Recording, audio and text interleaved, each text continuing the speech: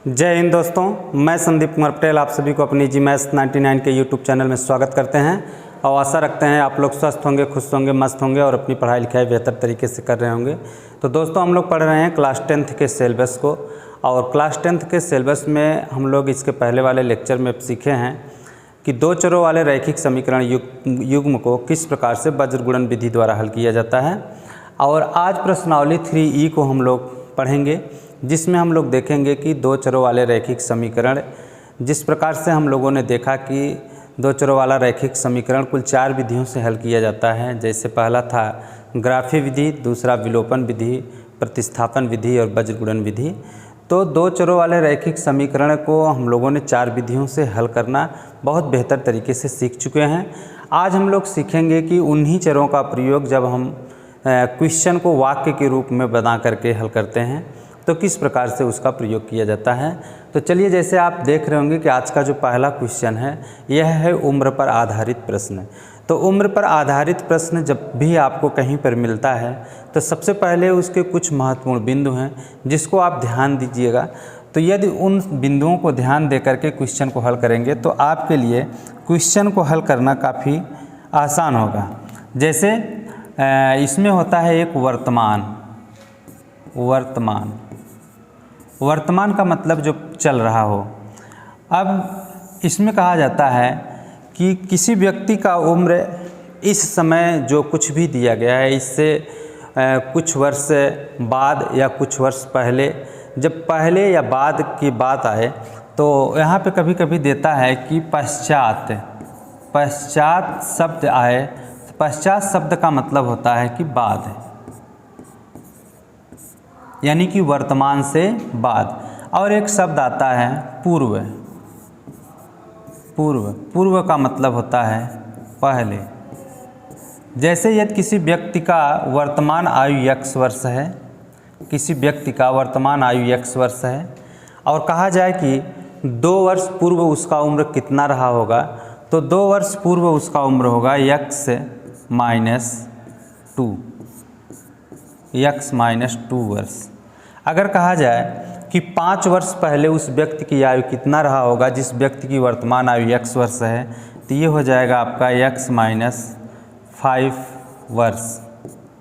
इसी प्रकार से अगर कहा जाए कि किसी व्यक्ति की आयु यदि वर्तमान में x वर्ष है तो 10 वर्ष पहले उस व्यक्ति की आयु कितनी रही होगी, तो यह हो जाएगा x माइनस 10 वर्ष। इसी प्रकार से दोस्तों, यदि ये कहा जाए कि किसी व्यक्ति की वर्तमान आयु x वर्ष है तो 5 वर्ष बाद उसकी आयु क्या होगा, तो जब बाद की बात आए तो उसमें आप जोड़ेंगे x प्लस 5 वर्ष। अगर कहा जाए कि 10 वर्ष बाद उसकी आयु कितनी होगी, तो 10 वर्ष बाद हो जाएगा x प्लस 10 वर्ष। कहा जाए कि 25 वर्ष बाद उसकी आयु कितनी होगी, तो x प्लस 25 वर्ष। जब भी वर्तमान से बाद कहा जाए तो जितना बाद कहा जाए उतना आप वर्तमान में जोड़ देंगे, और अगर पहले कहा जाए तो जितना पहले कहा जाए उतना वर्तमान में आप घटा देंगे। इस प्रकार से अगर इस बात को आप समझने में पूरी तरीके से समर्थ हैं और बेहतर तरीके से समझ पा रहे हैं तो उम्र से आधारित प्रश्न को हल करना आप सभी के लिए बहुत ही आसान होगा। इसी के साथ साथ एक और चीज़ को आप ध्यान में देंगे कि यदि दिया रहे कि किसी व्यक्ति का वर्तमान आयु x वर्ष है, 2 वर्ष बाद वह अपने पुत्र के आयु का 2 गुना हो जाता है या 5 गुना हो जाता है, 6 गुना हो जाता है। तो जब बाद की बात करें 2 वर्ष बाद, तो आप लिखेंगे x, इस प्रकार से देखिएगा।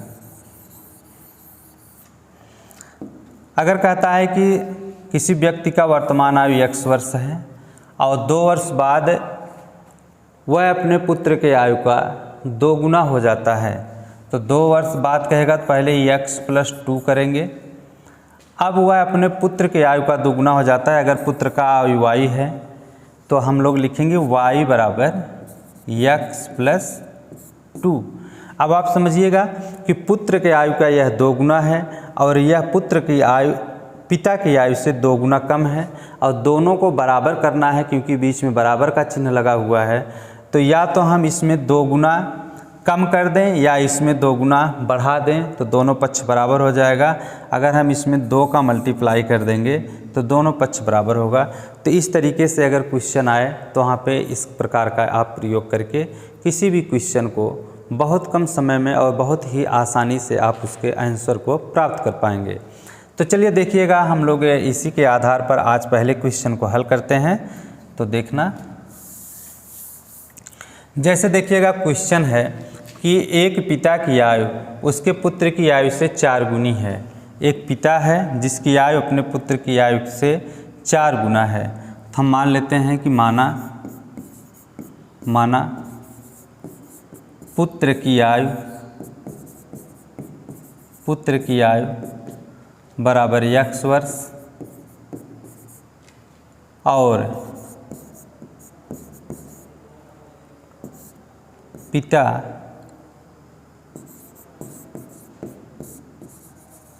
की आयु, तो पिता की आयु पुत्र की आयु से 4 गुना अधिक है। तो अगर पुत्र का x है तो पिता का 4x हो जाएगा, क्योंकि पिता की जो आयु है वह पुत्र के आयु से 4 गुना अधिक है। गुना मतलब गुणा, यानी x में 4 का गुणा, तो 4 गुना अधिक हो गया। यह हो गया पिता की आयु। अब आगे देखिएगा, ये तो पहली शर्त थी। दूसरी शर्त में कह रहा है कि 7 वर्ष बाद। तो देखिए, हमने बताया कि जब बाद की बात आए तो आप जोड़ेंगे और पहले की बात आए तो वर्तमान में घटाएंगे। जब बाद की बात आए तो वर्तमान में आप उतने जितने वर्ष बाद कह रहा हो उतने को जोड़ेंगे, और अगर पहले की बात आएगी तो वर्तमान में उतने चीज़ को आप घटा देंगे। तो यहाँ पे कहा जा रहा है कि 7 वर्ष बाद। तो देखिएगा 7 वर्ष बाद, 7 वर्ष बाद पुत्र की आयु, 7 वर्ष बाद पुत्र की आयु हो जाएगा x प्लस 7 वर्ष। तब पिता की आयु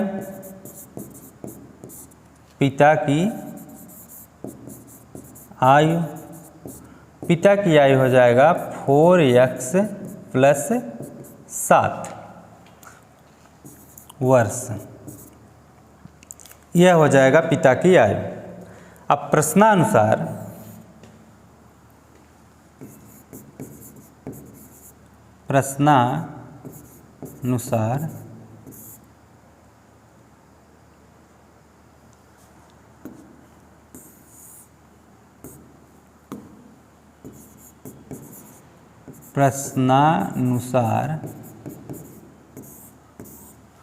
प्रश्नानुसार कह रहा है कि 7 वर्ष बाद पिता की आयु पुत्र की आयु की 2.5 गुनी हो जाएगी।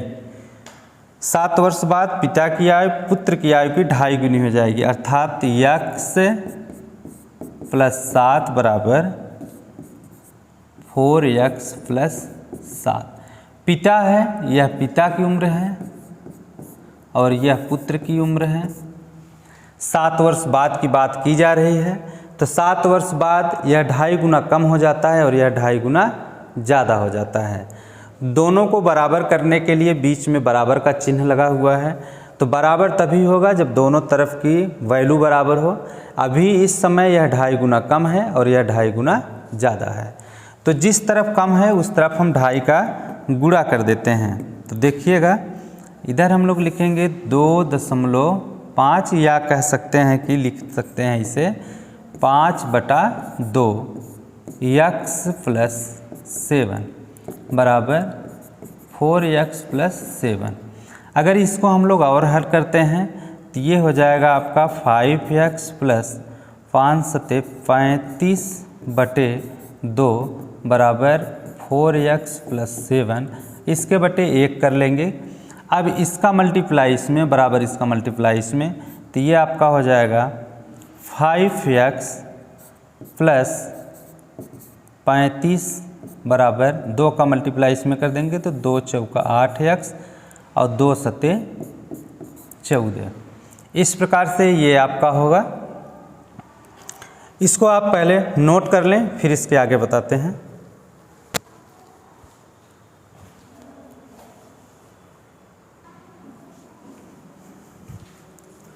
तो देखिएगा,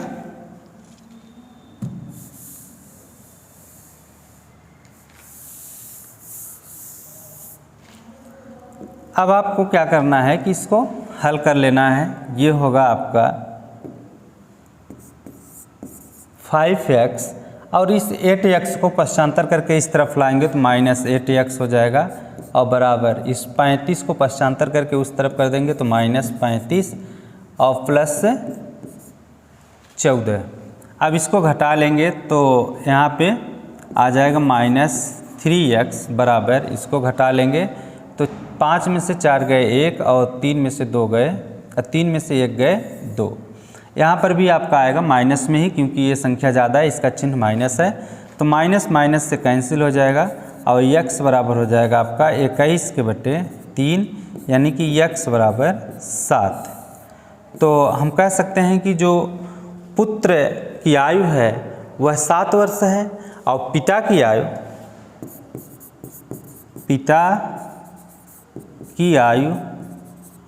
पुत्र की आयु का 4 गुना अधिक है, यानी कि 4 × 7 बराबर 28 वर्ष। तो जो पिता हैं, पिता की आयु 28 वर्ष होगा। इस प्रकार से पिता और पुत्र की उम्र दोनों हम लोगों ने ज्ञात किया। तो आशा रखते हैं दोस्तों कि आप लोगों को क्वेश्चन बहुत बेहतर तरीके से समझ में आया होगा। आप लोग इसको नोट कर लीजिए, इसके बाद नेक्स्ट क्वेश्चन को बता रहे हैं।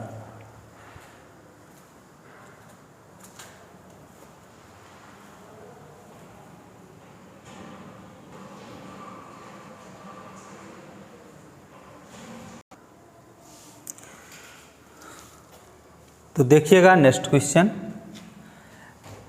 क्वेश्चन है कि किसी भिन्न के अंश तथा हर में एक जोड़ दिया जाए तो भिन्न का मान 5/6 हो जाता है।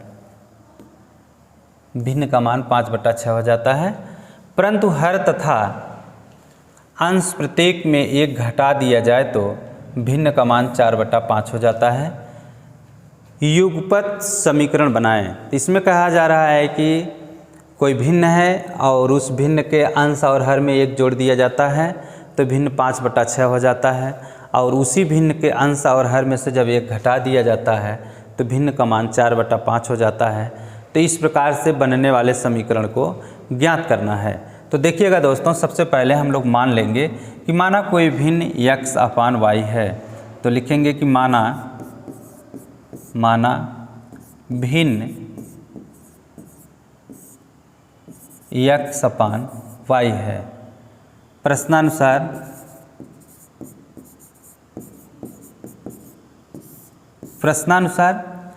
भिन्न के अंश और हर में जब हम लोग एक जोड़ देते हैं, यानी कि x/y में जब एक जोड़ दिया जाता है अंश में और एक जोड़ दिया जाता है हर में, तो यह भिन्न हो जाता है 5/6। तो चलिए इसे हल करके सबसे पहले हम लोग एक समीकरण को बना लेते हैं। तो देखिएगा, इस प्रकार का कहीं पर भी आपको क्वेश्चन मिलता है कि बीच में बराबर का चिन्ह लगा हो, तो इसका गुणा हम लोग इसमें कर लेंगे और इसका गुणा इसमें कर लेंगे। तो इस 6 का गुणा हम लोग 6x में करेंगे तो ये हो जाएगा 6x, और 1 में करेंगे तो 6 हो जाएगा, बराबर 5 का गुणा पहले y में करेंगे 5y होगा, और फिर 1 में कर लेंगे तो 5 होगा। इस प्रकार से 6x - 5y और प्लस 6 - 5 बराबर 0। देखिएगा दोस्तों, जब भी लेफ़्ट साइड से राइट साइड में किसी भी अक्षर या संख्या को हम लोग लाते हैं तो उसका चिन्ह विपरीत हो जाता है। यदि पॉजिटिव होगा राइट में तो लेफ्ट आने के बाद निगेटिव हो जाएगा, अगर राइट में निगेटिव है तो लेफ्ट में आने के बाद पॉजिटिव हो जाता है। तो यहाँ पर आपने देखा कि ये +5y था, इस तरफ आया तो -5y हो गया, और इधर +5 था, ये भी अपने राइट से लेफ्ट में आया तो माइनस हो गया। अब इसे हम लोग हल कर लेंगे तो ये हो जाएगा 6x - 5y, और 6 में से 5 को घटा देंगे तो यहाँ पे बचेगा +1 बराबर 0। इस प्रकार से यह समीकरण नंबर 1 बन गया आपका। तो एक समीकरण यहाँ से तैयार हो गया। अब देखिएगा ये पहली शर्त के अनुसार था, यह पहली शर्त के अनुसार था। अब हम लोग देखेंगे दूसरी शर्त क्या है। तो कह रहा है कि दूसरी शर्त के अनुसार अंश हर तथा अंश प्रत्येक में जब 1 जोड़ दिया जाता है तो भिन्न का मान 4/5 हो जाता है। तो देखिए हमारा भिन्न था x/y, और इसमें क्या कह रहे हैं कि 1 घटा दिया जाए, यानी कि अंश में से भी 1 घटा दिया जाए और हर में से भी 1 घटा दिया जाए, तो यह 4/5 हो जाता है। जिस प्रकार से इसे हल किए थे ठीक उसी प्रकार से इसको भी हम लोग हल कर लेंगे। इसका मल्टीप्लाई x में कर देंगे तो ये हो जाएगा 5x - 5 और इक्वल टू आपका होगा 4y और -4। अब यहाँ पे आप कर लीजिएगा 5x और 4y को इस तरफ पक्षांतर करेंगे तो -4y हो जाएगा, और -5 और -4 को जब लेफ्ट में लाएंगे तो प्लस हो जाएगा और बराबर 0 होगा। अब यहाँ पे 5x - 4y, अब -5 में से +4, यानी कि जब विपरीत चिन्ह एक पॉजिटिव एक निगेटिव दो चिन्ह एक साथ में आ जाएं तो वहाँ पे हर हाल में घटता है, और चिन्ह हम लोग उसी का लगाते हैं जो संख्या बड़ी होती है। तो यहाँ पे आप देखेंगे कि -5 है +4 है, तो विपरीत चिन्ह आया हुआ है तो 5 में से 4 को घटा देंगे, लेकिन चिन्ह माइनस का ही लगेगा, इसलिए -1 होगा, क्योंकि 5 अधिक है तो उसी का चिन्ह लगेगा, बराबर 0। इस प्रकार से यह समीकरण दूसरा हो गया, और यहाँ से भी आपको एक समीकरण मिल गया। यहाँ पे कहा जा रहा था कि 4/5 हो जाता है, तो युगपत समीकरण, युगपत मतलब होता है कि जोड़ा, युगपत मतलब जोड़ा होता है, और समीकरण मतलब समीकरण है। तो देखिएगा एक समीकरण यह है, दूसरा समीकरण यह एक युग्म के रूप में है, और हम लोग इस चैप्टर को जो पढ़ रहे हैं यह 2 चरों वाला रैखिक समीकरण युग्म ही है। तो 2 चरों वाले रैखिक समीकरण युग्म में 2 चर होंगे और समीकरणों की संख्या 2 होगी, इसी को कहा जाता है 2 चरों वाला रैखिक समीकरण युग्म। तो दोनों समीकरणों को हम लोगों ने प्राप्त कर लिया है, और इसका परिणाम यही होगा, यह पहला है और ये दूसरा। तो आशा रखते हैं कि ये भी क्वेश्चन आपको बेहतर तरीके से समझ में आया होगा। तो चलिए इसे आप लोग नोट कर लीजिए।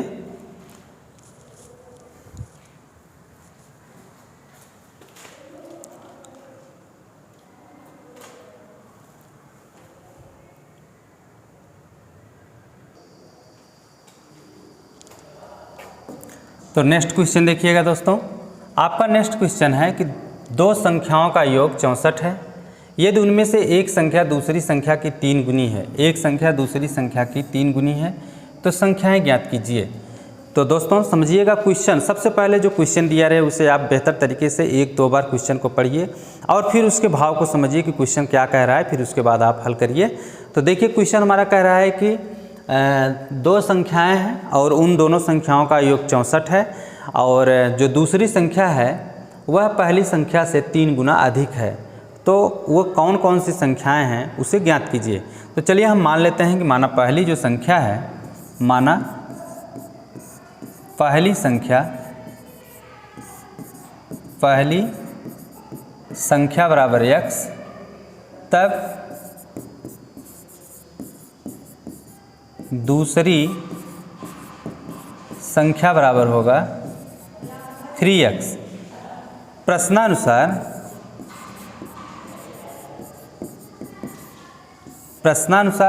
कह रहा है कि दोनों संख्याओं का योग 64 है, यानी कि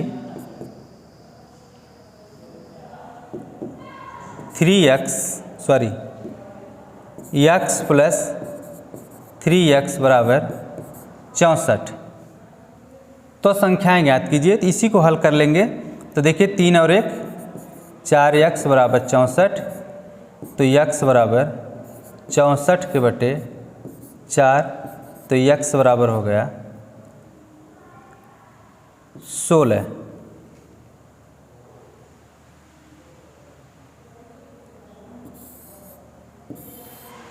तो एक संख्या है 16 और दूसरी संख्या देखिए x का मान हो गया 16 और दूसरी संख्या कह रहा है कुछ से 3 गुना अधिक है, यानी कि 16 गुणे 3 बराबर 48। तो एक संख्या 16 और दूसरी संख्या 48 होगी।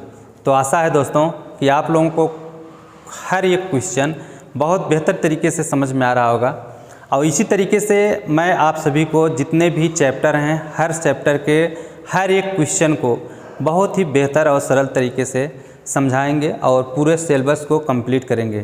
तो आप लोग निश्चित तौर पर अगर चैनल पर पहली बार हों तो चैनल को सब्सक्राइब कर लीजिए, और अगर आपको क्लास बेहतर लगे तो अधिक से अधिक लोगों को बीच में शेयर कीजिए और चैनल को ज़्यादा से ज़्यादा लोगों के बीच में पहुंचाने का काम करिएगा। तो चलिएगा दोस्तों, आप लोग इसको भी नोट करिए। इसके बाद नेक्स्ट क्वेश्चन,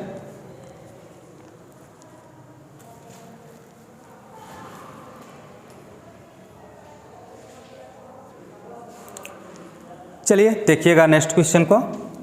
तो आपका नेक्स्ट क्वेश्चन है, यदि अंश में एक जोड़ दिया जाए, हर में एक घटा दिया जाए तो भिन्न एक में बदल जाती है।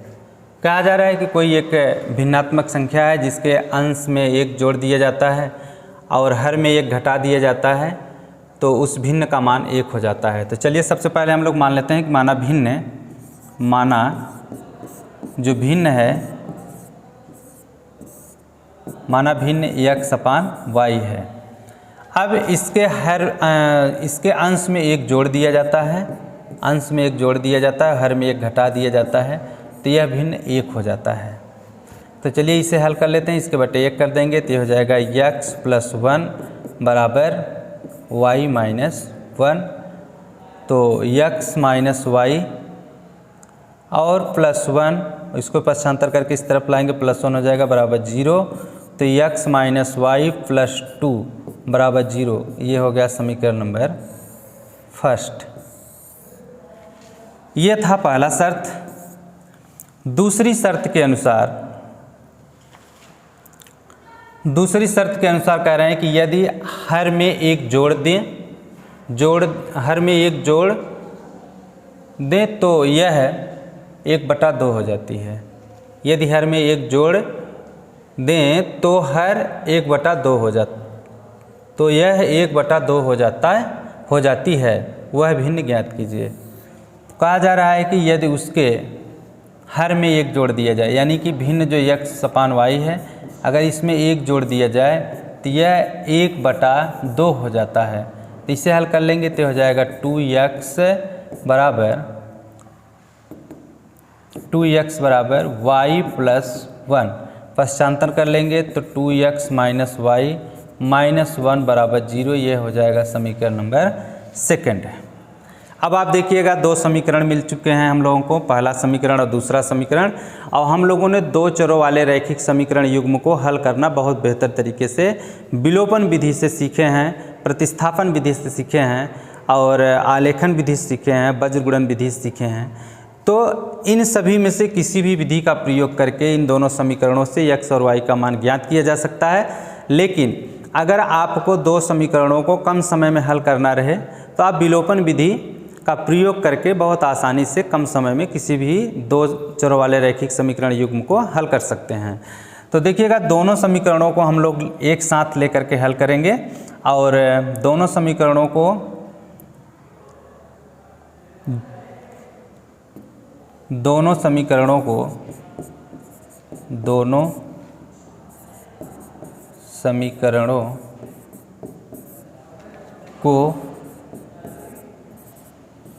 हल करने पर, तो दोनों समीकरण को हल करेंगे तो देखिएगा 2x - y - 1 ये समीकरण नंबर सेकंड है और आपका समीकरण नंबर फर्स्ट है x - y और +2 ये समीकरण नंबर ये बराबर 0 है, यहाँ भी बराबर 0 है और ये समीकरण नंबर सेकंड है। यहाँ पे समीकरण नंबर सेकंड में से फर्स्ट को घटाने पर, यहाँ पे लिखेंगे घटाने पर सभी चिन्ह बदल जाते हैं, माइनस हो जाएगा, माइनस है तो प्लस हो जाएगा और ये प्लस है तो ये माइनस हो जाएगा। देखिए यह इससे कैंसिल हो जाएगा और ये 2x में से x घट जाएगा तो यहाँ पे बचेगा x और -1 और -2 ये हो जाएगा -3 बराबर 0। तो x बराबर होगा 3। इस प्रकार से x का वैल्यू मिल गया। अब x का मान आप समीकरण नंबर फर्स्ट या सेकंड में रख के y का भी मान ज्ञात कर सकते हैं। तो यहाँ पे हम लिखते हैं कि x बराबर 3 समीकरण फर्स्ट में रखने पर, समीकरण नंबर फर्स्ट है x माइनस वाई यानी कि 3 माइनस वाई और प्लस 2 बराबर 0। तो देखिएगा -3 और 2 को जोड़ लेंगे तो 5 हो जाएगा। तो माइनस वाई बराबर -5, माइनस माइनस से कैंसिल हो जाएगा, y बराबर होगा 5। तो भिन्न पूछ रहा है कि भिन्न क्या होगा, वह भिन्न क्या है। तो भिन्न हम लोगों ने माने थे कि x अपान वाई, तो x अपान वाई बराबर x की जगह पे x का मान, तो x का मान है 3 और y का मान है 5, तो भिन्न हो गया 3/5। ये आपका आंसर होगा। तो दोस्तों इस प्रकार से इस क्वेश्चन का भी हम लोगों ने परिणाम ज्ञात किया और आप लोगों को ज़रूर समझ में आया होगा। तो इसी प्रकार से यदि आपको हमारा पढ़ाने का तरीका और पढ़ाया गया क्वेश्चन अगर अच्छे से समझ में आ रहा हो तो अधिक से अधिक लोगों के बीच में इस चैनल को शेयर करना ना भूलिएगा और अगर बेहतर लगे तो लाइक ज़रूर कीजिएगा।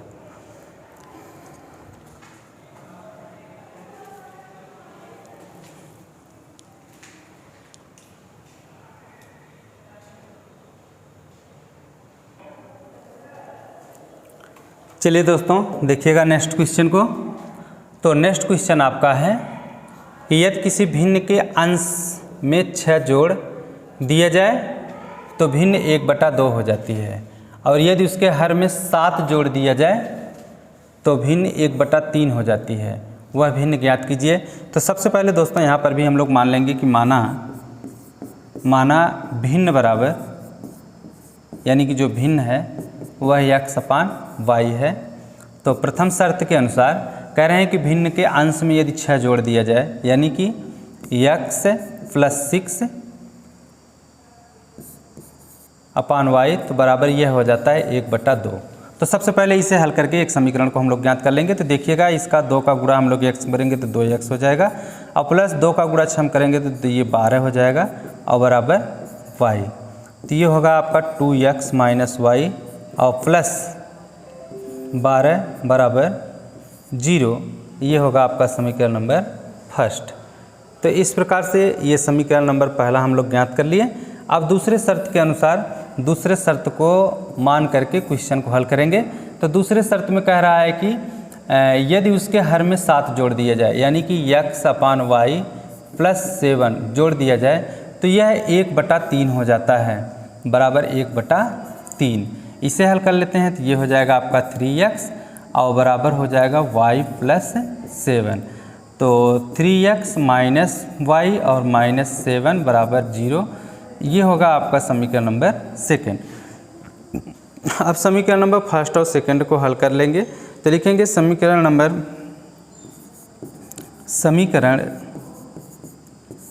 फर्स्ट में से सेकंड को घटाने पर, तो देखिएगा 2x - y + 12 बराबर 0 समीकरण नंबर फर्स्ट है, और 3x - y और -7 बराबर 0 समीकरण नंबर सेकंड है। घटाने पर सभी चिन्ह बदल जाते हैं, तो ये माइनस हो जाएगा, ये प्लस हो जाएगा, अब माइनस है तो प्लस हो जाएगा और ये इससे कैंसिल हो जाएगा। तो -3x में से 2x को घटा देंगे तो -x होगा, और यहाँ पर दोनों को जोड़ लिया जाएगा तो ये हो जाएगा प्लस 12 × 7 = 19, तो ये 19 बराबर 0। तो x बराबर होगा -19 यानी कि x बराबर 19। तो x का मान मिल गया। अब हम लोग x बराबर 19 समीकरण नंबर फर्स्ट या सेकंड किसी में भी रख करके y का मान ज्ञात कर लेंगे। तो यहाँ पर लिखते हैं कि x बराबर 19 समीकरण फर्स्ट में रखने पर, तो समीकरण नंबर फर्स्ट है 2x। तो देखिए x की जगह पर हम लोग 19 रख लेंगे, तो 2 × 19 - y + 12 बराबर 0। तो 19 दूना 38 और प्लस 12 और माइनस y बराबर 0, या कह सकते हैं कि इसको जोड़ लें तो 8 2 10 और 3 1 4 1 5 बराबर y। तो y का मान आ गया 50। भिन्न हम लोग माने थे x अपान y, तो x का मान है 19 और y का मान है 50। इस प्रकार से इसका परिणाम ये होगा। तो आशा रखते हैं कि आप लोगों को यह भी क्वेश्चन बहुत बेहतर तरीके से समझ में आया होगा और किसी भी प्रकार की समस्या नहीं हुई होगी।